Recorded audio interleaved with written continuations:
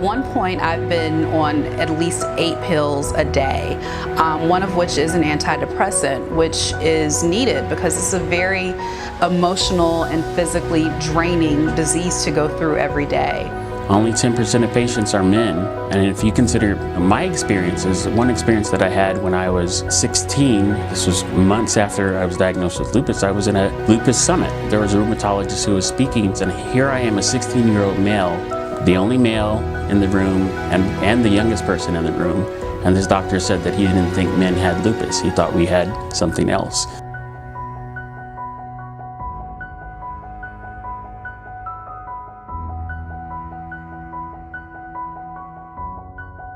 I was diagnosed with lupus in 2007, and it took under a year for me to get diagnosed. I went to many rheumatologists, I went to several dermatologists, and in the end it was a dermatologist in New York City who diagnosed me based on a rash that was on my neck. The worst thing about lupus is not having people really understand the disease. It's very difficult to talk about a disease in terms of no cure and in terms of no cause. My mom was diagnosed in 1999. I was 5 years old at the time. Having lupus in the early 90s, doctors couldn't even pinpoint what it was. I just remember as a kid, my mother being sick, and I had no reason why she was sick. She was in and out of the hospital for about 2 weeks before they even diagnosed her with lupus.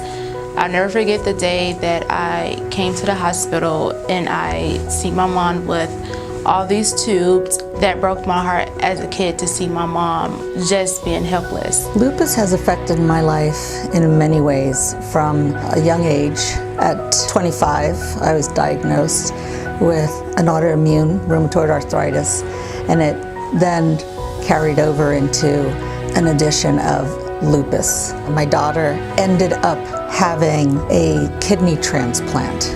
Lupus had attacked her kidney, and she went through dialysis for a year and a half prior to being able to get a kidney transplant. And this was very difficult.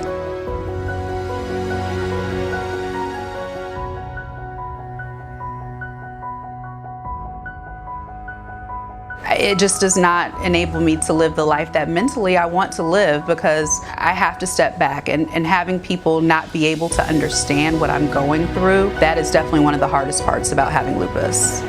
When you hear as a male that, one, you have a disease that's common in women, you kind of wonder about your masculinity, and you wonder whether or not you're some unusual person. Oftentimes I'm just the only male in the room, and so I think what we can do as men with lupus is get together, share our experiences. You know, it's important for men to know that they have a support system out there outside of their immediate family. You have to, above all, keep it together.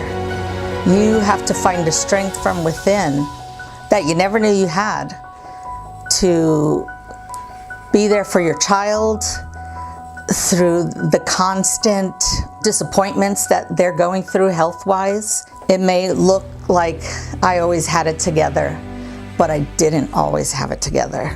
As a parent, you just be there for your child. Getting the devastating news that your 18-year-old child has to go on dialysis, there's no way, unless you've been through it, that you could even comprehend what it does. And until there's a cure, these are all issues that we have to deal with, all of us. The bright side of how I try and look at something positive is that even though I have this disease and my daughter has it, at least I can do something to help somebody else.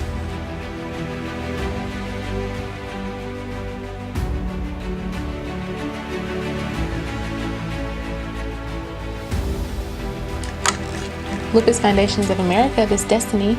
As a community outreach manager here at the Georgia chapter, I assist patients with lupus. I connect those patients to support groups. I connect them with physicians. I connect them with resources, and I connect them with education programs. The most rewarding part of my job has been a part of the Emergency Finance Assistance Program.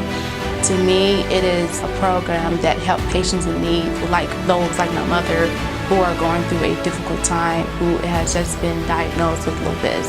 When I was in college, I was forced to drop out because I had a lupus flare. As a result of dropping out of college, I lost my medical coverage. This foundation needs your support because many patients are dealing with similar issues, like mine, where they're struggling to find health care, struggling to find ways to pay for medication, struggling to pay utility bills, struggling to live, struggling to survive, hoping not to die. What I love about the Lupus Foundation Georgia chapter, they are extremely supportive.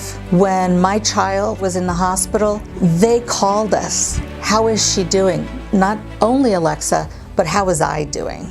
Just knowing that they were there, I mean, that's priceless. I'm extremely lucky that I have this resource available for me and my daughter and my family. When I was diagnosed, I had no idea what lupus was. So I did what everybody usually does, is go to the internet, and I was fortunate enough to find the Georgia chapter of the Lupus Foundation of America, and I immediately found all the resources I needed to learn about this disease. I was able to get connected with a group of fantastic people who understood what I was going through and was able to provide the support that I needed. The chapter is a great resource for anyone who has been diagnosed, who doesn't know where to turn to. They have all of the resources.